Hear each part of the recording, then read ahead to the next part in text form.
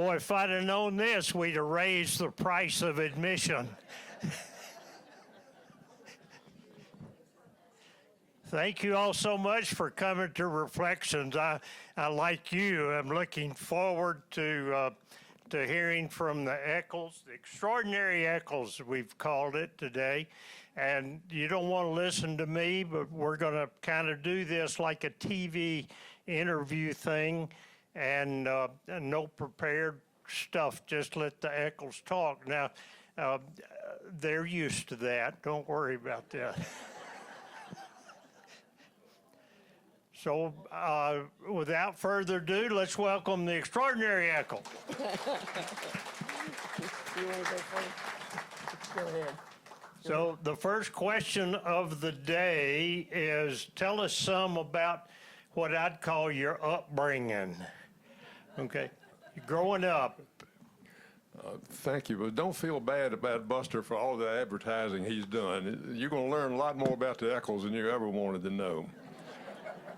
Well, I was born in Roanoke City in a stable neighborhood. We had curbs and gutters and sidewalks, had alleys in our place, so people's garages were always behind the houses. Pretty stable neighborhood, streetcar a couple blocks away, grocery store a couple blocks away, so I was an urban boy. Well, I grew up, born and raised in Covington, Virginia. And it was a good place to be in the 40s and 50s, 30s, 40s, 50s. That's as far back as I go. I'm the oldest of three children. My brother was 8 years younger than I, and he's now deceased. And my sister's 12 years younger. But we were a very close family, and we had lots of relatives. But I didn't know them all then. I know them all now, but I didn't know them then. My best friend and I decided, want me to go on? My best friend and I decided that when we graduated from high school, we were going to go into nursing. And she wanted to go to Lynchburg. Well, I went along with it for a while, and something just wasn't right. So my aunt lived in Covington, in Roanoke, and she sort of wanted me to come here. Her neighbor across the street had a daughter who graduated from Lewis Gale. She was in the Nurse Cadet Corps in 1942. And I used to watch Wilma come home on furlough. And I thought, she is the spiffiest, sharpest looking woman I've ever seen in my life in her uniform. And I want to grow up to be just like her. So I finally made the decision that I would come to Lewis Gale Nursing School in Roanoke, and I came over in September of 1951. It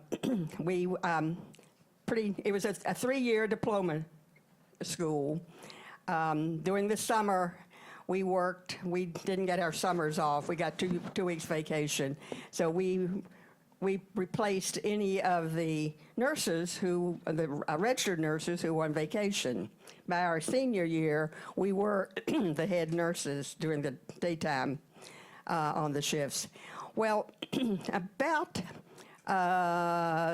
September or October of 1953, I went on psychiatric affiliation to Raleigh, North Carolina, to Dorothea Dix psychiatric hospital.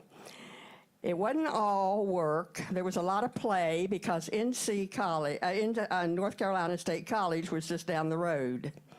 And there was a lot of dating. Well, I met this boy and I thought, this is it. I just knew I was in love. But I came home 3 months later and didn't hear much from him. Well, he came, when he graduated, he came up to Virginia Tech that summer. And I thought, that was a mistake. So I decided I will never love again. I had a friend, and she went through the same experience, and what we decided we were going to do is go to work for an oil company and go to Saudi Arabia. So, but we didn't do that. That summer, early spring, there was this brash Virginia Tech engineering student that hung around the nurses' homes. And he dated a couple of the nurses, one my roommate, and I thought, no, I don't want anything of that. So he came up. I was the only one on the porch one evening. The nurses' homes were down on Church Avenue, across the street from where Okies is now, and there were two on where the parking lot is at Okies. So he asked me out, and I was working 11 to 7. And I said, well, I really can't go out tonight because I've got to be back to work. And he said, well, I just want to go out to the Silver Gables to watch Gunsmoke. And you all will know the Silver Gables. We think that is now Jimmy's, the little place down here on Brandon Road. We think that's what used to be the Silver Gables. So we came out, we did that for a couple of times, and then there was another place in Roanoke where college students hung out. My mother would call all these places beer joints, but this one was where you could dance, and it was called the apartment camps. And we think that it is now, on Shenandoah Avenue, out of the back of Food Line, there is a wooded area in there, and we think it was down there on that creek. It burned, and then they renamed it the Brooks Club. So this brash Virginia Tech student named Jim Eccles and I started dating that summer. We dated until he had to go back to school in September. I graduated from nursing in September of 1954, but I didn't go to Saudi Arabia. So that's, and he went back to school, and I'll let him pick up. After we had dated for a while, and I was back at Tech doing other things, Sylvia got a little anxious over my lack of attention and decided that she either had to fish or cut bait. And so she started fishing. And a few months after that, then I was proposed, I think. So she turned out real well for Sylvia and better for me. So I was then on a co-op program at Virginia Tech. Virginia Tech. Hold it up. I was working for the Highway Department. And they started the program with Virginia Tech called Cooperative Engineering, where you work 3 months and go to school 3 months. So Virginia Department of Highways financed my education by letting me work 3 months and then go to school 3 months, come back 3 months and 3 months. And that lasted for 4 years. My final year of school, I had to be at Virginia Tech because they only offered courses in certain times, and you couldn't schedule them off and on. So I spent the whole last year at Virginia Tech and graduated and applied for a couple scholarships. One was the Automotive Safety Foundation offered a scholarship to the traffic engineering program at Yale. And another one was the Waterworks Association, which offered scholarships in sanitary engineering. I got the one from highway traffic and went to Yale, and we had an exciting time in Yale, and I don't know whether you want to fill in. I'll back up a little bit. When we told our parents we were going to get married, you can imagine how upset they were. I had a job that paid all of $175 a month. It took home pay of $150, and he didn't have a job. So my parents had a hissy fit, and his father was a man of few words. So he took me home and introduced me to his family, and his only thing his dad said was, "Don't bring home anything that has to be fed."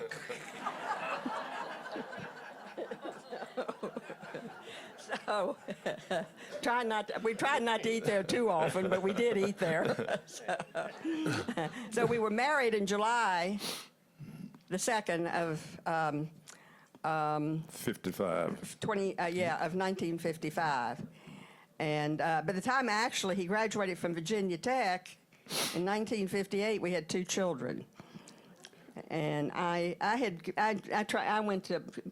to quit my job in Roanoke and go to work in Radford at Psychiatric Hospital. But I officially retired from nursing in 1958. And then by the time he finished graduate school, we had 3 children. Jim, what drove you toward civil engineering? What was your passion or career direction? Well, I was working for the highway department on a survey party, so planning and engineering was kind of in my area, and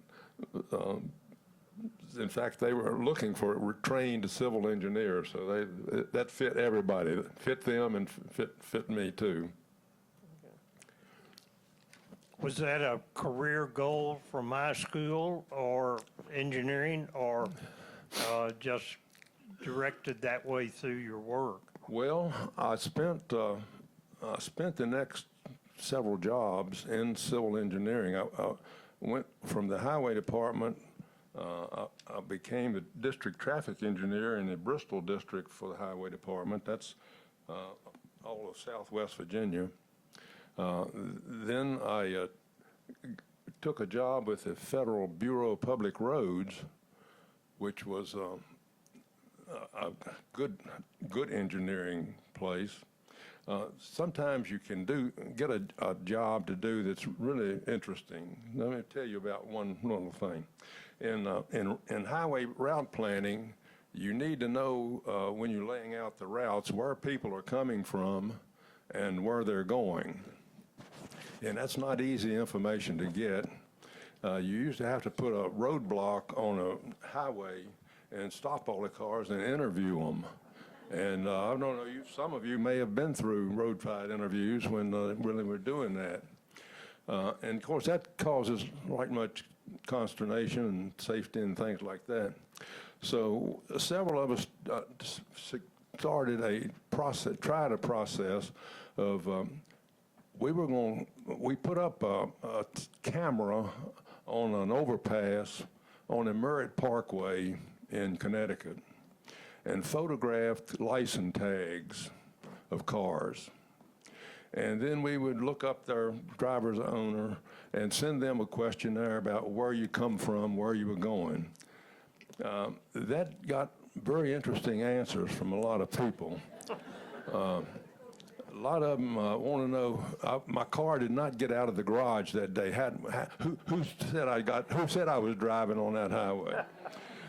Or I went from home to Aunt Meg's. Well, that's not a whole lot of information there. So this process did not sort of develop, and it was not widespread used after that. Many decades later, though, the photographing license tags and contacting the driver is now pretty popular in several places. On the Elizabeth River Bridge in Portsmouth, if you don't have a permit to drive on there, you pay a toll. And there's many out-of-area people who don't get permits and permission, so they photograph your license tag and send you a bill for the toll going through the Elizabeth River Tunnel. They do the same thing in Atlanta and on the top high occupancy toll lanes down there and around Charlotte area, like that. So the thing we started out for one purpose ended up being pretty well used in another purpose. You had 4 children as you traveled around? We did, as we traveled around. We had 4.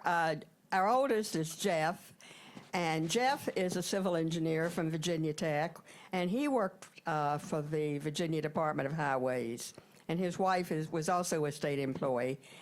Glenn was electrical engineer from Virginia Tech, and he worked for Appalachian Power. And his wife, Robin, was a Virginia Tech graduate, and she was a Spanish school teacher in Roanoke County. Our third child, Carol, was a Virginia Tech graduate in communications, and she married a guy who was transferred in from the University of South Carolina to Virginia Tech on a golf scholarship. We lost Carol in 2014 to complications of multiple sclerosis. But Johnny, her husband, was an absolutely wonderful caregiver. We couldn't have asked for better. And then, 10 years younger than Carol was Sarah. And Sarah defected and went to UVA. And she married a UVA. So, interestingly and enough, they've been living in Minneapolis and have just recently moved to Colorado. All 4 children are now retired, so we have 7 grandchildren. None of them went to Virginia Tech. 5 of them are married. 1 is getting married in August, and we have 4.5 great-grandchildren. And now you did not practice nursing, but just a few years? Is that? I didn't. We couldn't afford a babysitter. Oh. And so it was me. I couldn't do that. But through the years, I did volunteering. I volunteered as a school nurse. In Virginia Beach, we had the school where we lived, the nurse alternated between 2 local schools. So on her days that she wasn't at the school where our daughter was, I volunteered there. And also for the Red Cross. And I did so much neighborhood nursing that he told me if I landed in jail, he wouldn't go get me out. So.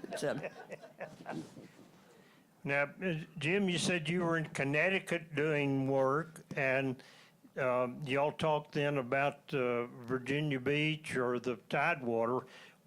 Did you work all up and down the coast? I went from, when I was with the Federal Bureau of Public Roads, we were in Hagerstown. They have a regional office in Hagerstown, and I was the urban transportation planning engineer for that region. That takes in Pennsylvania, Ohio, West Virginia, Delaware, so we covered that much area. And then I went to work in Washington for Metropolitan Washington Council of Governments, which is a multi-local jurisdiction organization.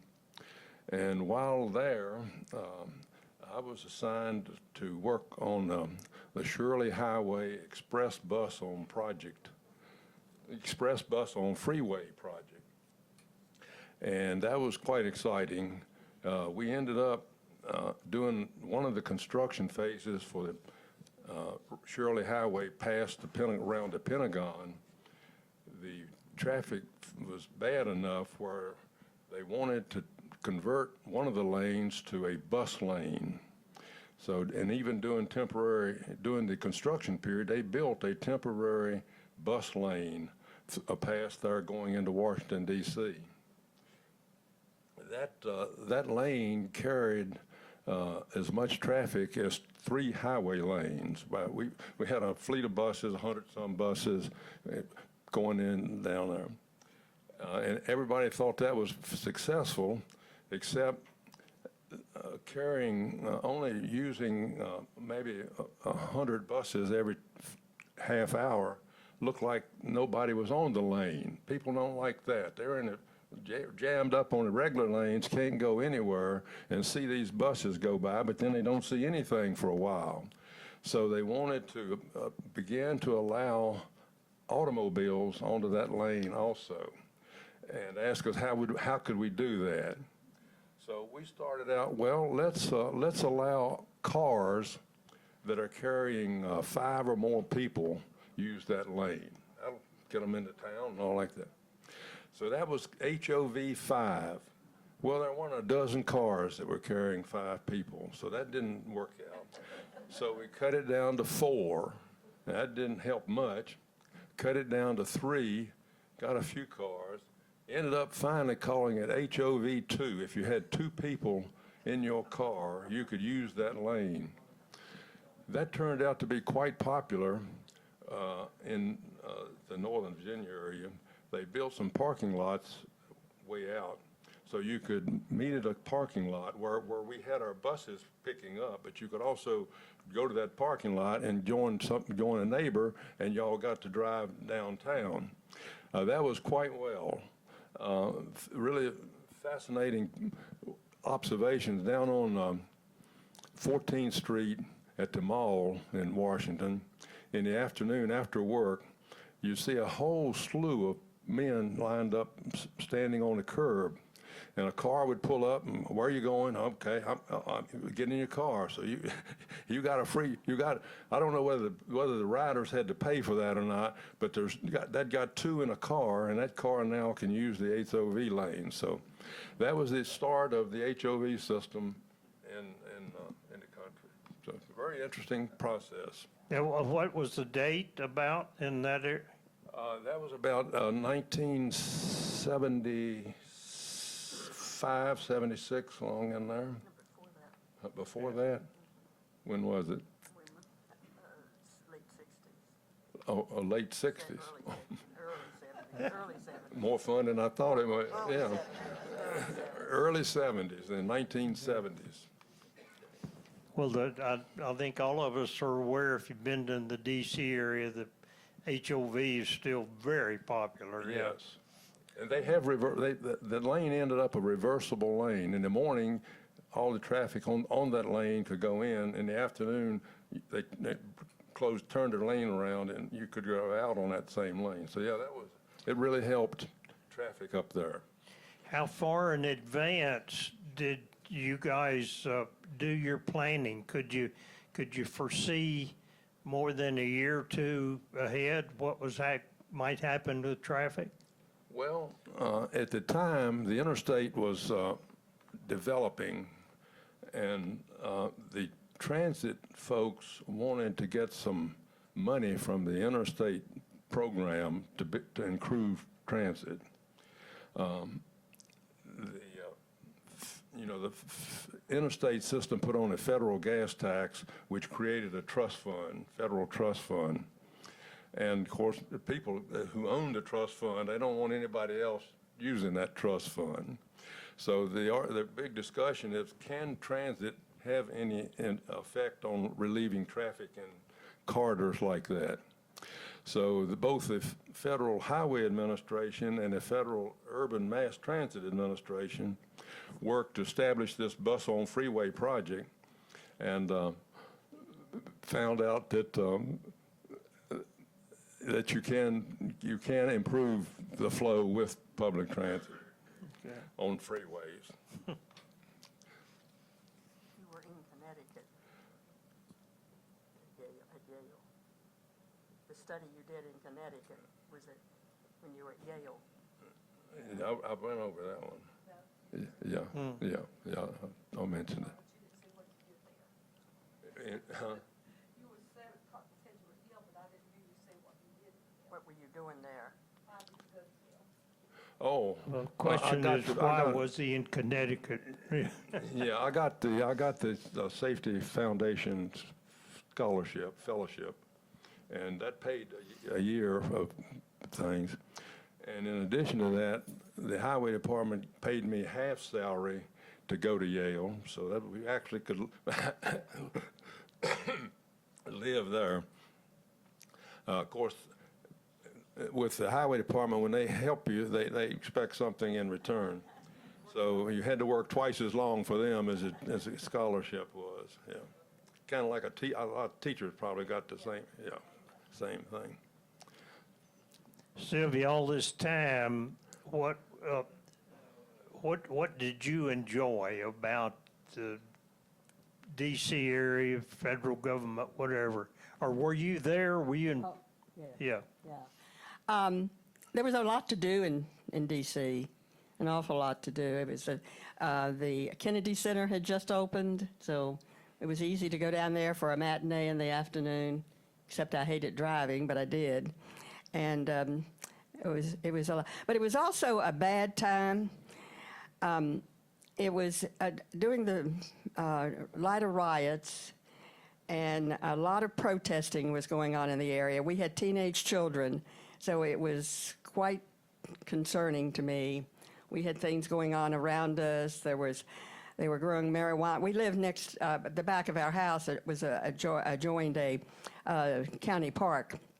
And there was a kid growing marijuana there. It was just not a good time to have children in D.C.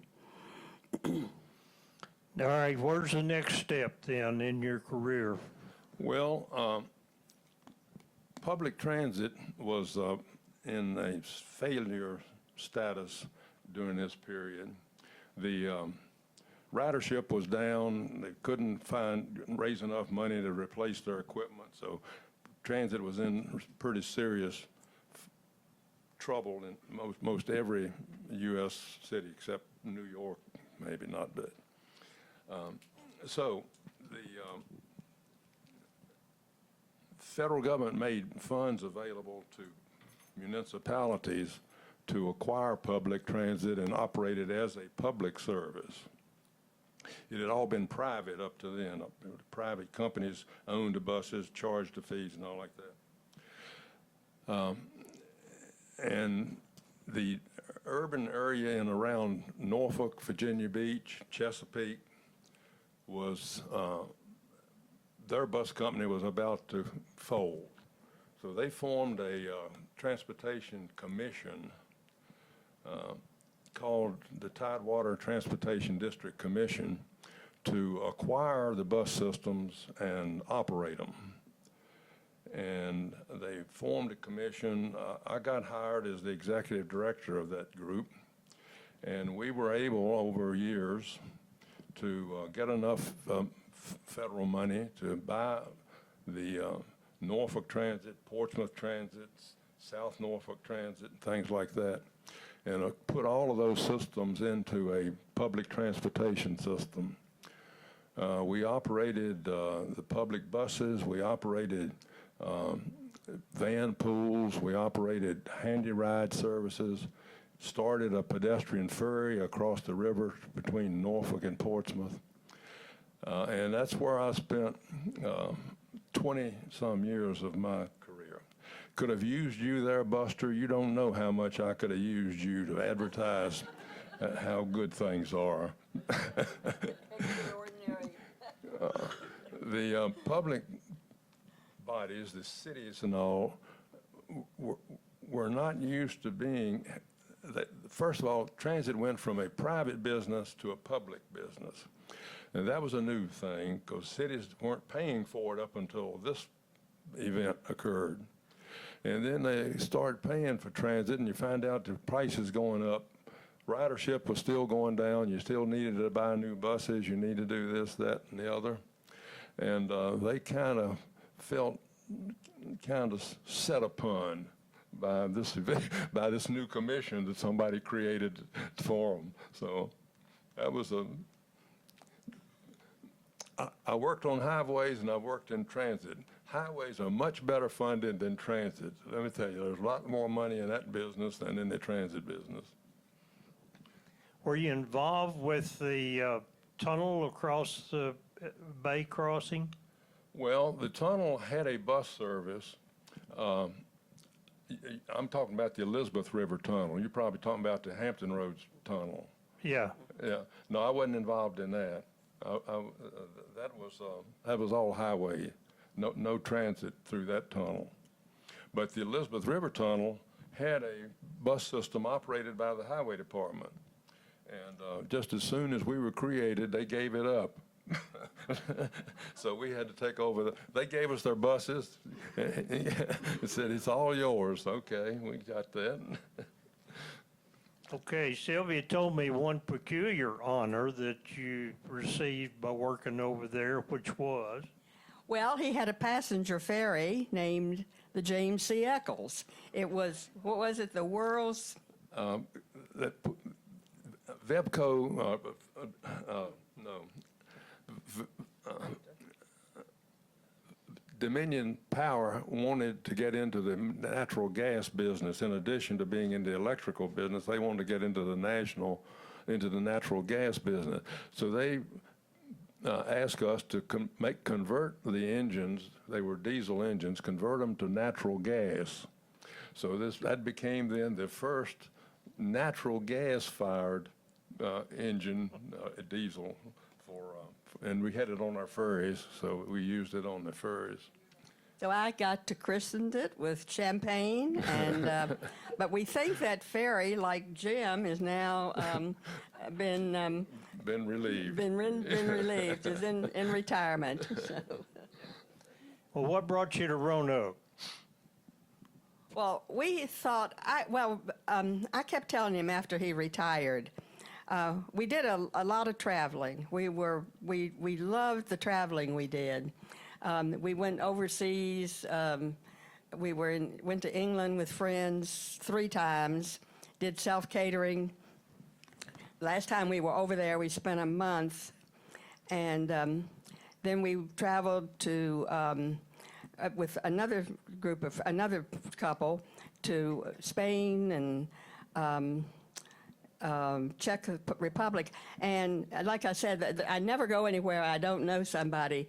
Well, in Blacksburg, we traveled to Turkey with Sharon Watkins, and her husband conducted tours over there. We traveled a lot in this country. We did a lot of trails, and we did all of these in the 90s and early part of 2000. And I kept telling Jim, we've got to go home. The mountains are calling. And he said, well, give us 10 years after he retired in Virginia Beach. And we headed back this way. We wanted to live in a college town, so we moved to Blacksburg.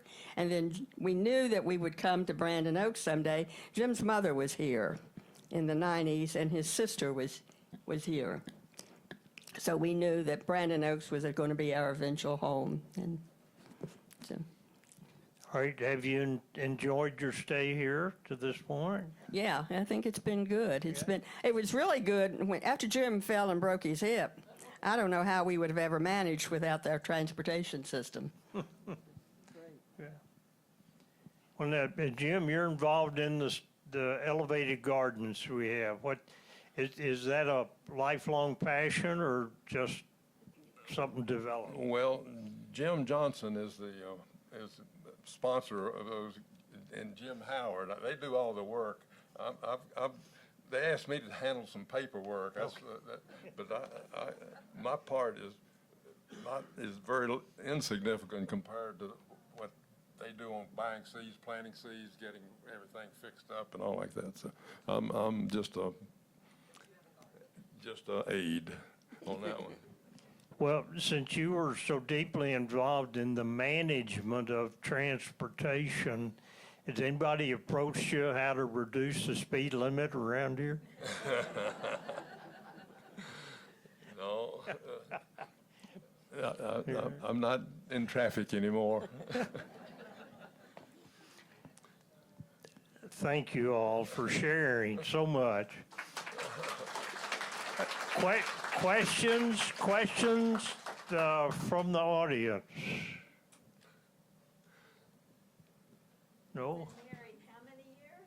Wait, Oh, we have been married 69 years in July, and there was some thick and thin in that. The thin, we always resolved some of it. Well, you've got to think of the children. And then the other one was we both had a curiosity for history. We loved history through the years. And when we really got mad at each other, somebody would break the silence by saying, do you remember who William of Orange's father was? That broke a lot of... We said, well, we got to go look it up. question here. Were you available during any of the building of the Woodrow Wilson Bridge up in D.C. across the Potomac. I'm sorry. The Woodrow Wilson Bridge on the interstate going across the Potomac. Well, only as it was regarded the Shirley Highway leading to it. No, I was not in that part of the highway. I was only on the Shirley Highway bus project. So, you know.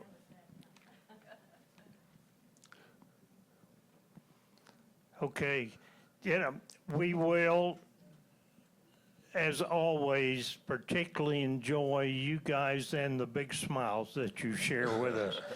So thank you. Yeah. I'd like to close with one other announcement relative to reflections for next month.